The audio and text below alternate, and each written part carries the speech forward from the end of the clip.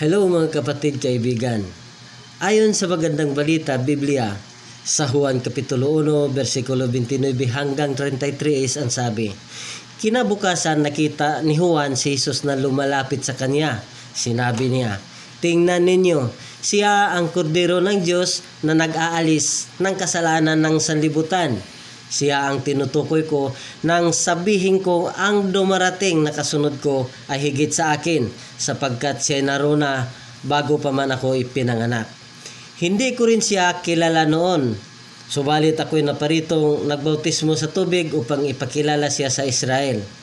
Ganito ang patotoo ni Juan.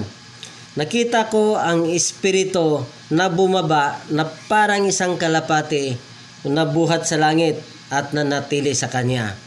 Hindi ko nga siya kilala noon, subalit ang nagsugo sa akin upang magbautismo sa tubig, ang siya nagsabi sa akin kung kanino mo makikita ang Espiritu Santo at mananatili sa kanya, siya ang magbautismo sa pamamagitan ng Espiritu Santo. Ngayon, nakikita ko siya at pinatutuhanan kong siya ang anak ng Diyos. God bless.